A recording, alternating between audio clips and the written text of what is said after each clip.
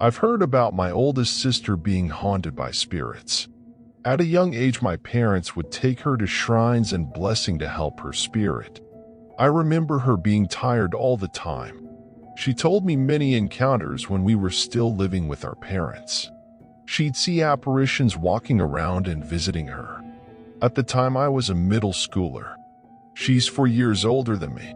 With such an age gap, we didn't have the sister bond that I would hope, but it's okay because she keeps to herself and that didn't bother me. My sister doesn't talk to us much. We were going through the teens life. There have been times where she randomly come and sleep with me. I kind of knew the reason, but never confronted her about it. There are nights when she would sprint into my room. Some nights she cries herself to sleep. I could see something was traumatizing her by her pale and quiet face. I was objectively glad that nothing paranormal was happening to me. Not long after she finished her associate's degree, she moved out of town and I graduated from high school. It was a great time for me, except my boyfriend was being an asshole, so I decided that I was going to go stay at my older sister's apartment for 3 days so that he couldn't get a hold of me or come and see me. On the first day, nothing happened. I just laid around and didn't do much. On the second day, I was so bored. So my older sister told me I could use her computer, which was in her bedroom. Excited, I said okay, but then again, I had to wait for her to leave because she is the type of person who likes her personal space, so I don't ever go to her room.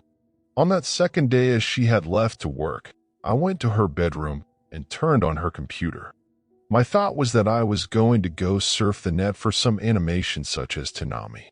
While the computer was booting up, about 1 minute into the booting, I heard a loud noise coming from somewhere outside the bedroom, so I turned and went to check it out.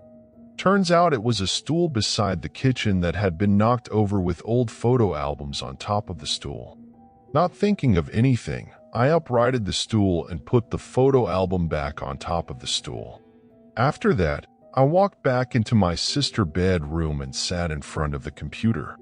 All of a sudden, a loud thump came from outside the bedroom again. This time the sound seemed like someone purposefully knocked something over.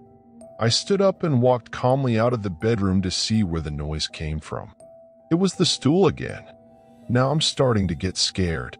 I'm thinking to myself, is it impossible for the stool to be knocked over again, especially with the photo album on top of it?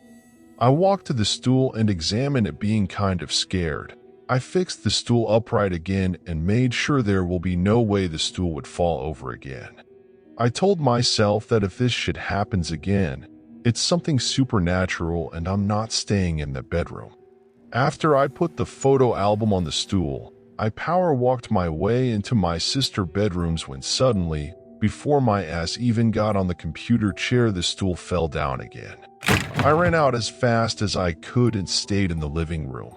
Scared, but with no more minutes on my flip phone, I just waited for my sister to come home. When my older sister came home, I told her and she was like, "Wow, that's weird." We didn't talk much about that incident and nothing happened after I stayed in the living room. Nighttime was coming and as I laid on the couch, I was about to fall asleep when I had that one weird feeling that I was going to get sleep paralysis. I had my body laid across the couch and as I was laying, I couldn't move. A gray shadow slowly appears from the top of my head leaning into my face. It was clearly a shadow of a guy and this time it strangled me. I couldn't breathe. I was kicking and yelling, but to no avail, nothing was helping. I could hear the shadow breathing on me. The breath was cold. The shadow moved in a twitchy way. I don't know how this happened, but in a blink of an eye, the shadow got on top of my chest and sat there. It leaned towards my face and licked my cheeks. In my head I said, "I'm going to fucking kill you when I get up." There was a lot of oh shit and F-bombs coming out of my mouth. Eventually, I freed myself from paralysis by kicking and punching the air. I ran to my sister who was in her room on her computer and told her what had just happened. She said WTF and asked if I wanted to sleep with her.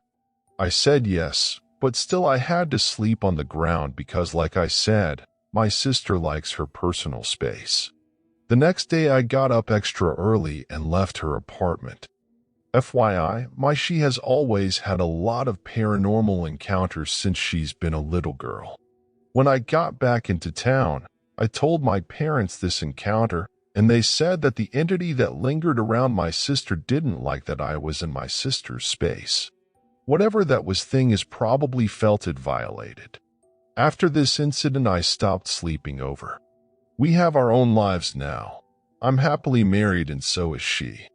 My older sister has turned to the Lord and Savior Jesus Christ, while I stayed our traditional ways. Our belief has not distanced us but made us stronger as a woman and a mother. She told me that after accepting Jesus into her life, the encounters have stopped dramatically. Her last encounter that happened was a cup that lifted itself up and dropped back down in front of her and her husband. It scared the husband because he himself knows of my sister's paranormal encounters but isn't a believer in the paranormal. Besides the cup floating in midair, I have not heard anything else. When we get the time to see each other, we talk about ghost stories we've heard on YouTube or podcast. I find it odd, yet funny that she loves listening to ghost stories since she's encountered so much while growing up. I hope she doesn't have to feel those feelings ever again. Thank you for listening to my experience of the paranormal. If you like listening to these stories, please press the like button, share, and subscribe. As always, stay shivering.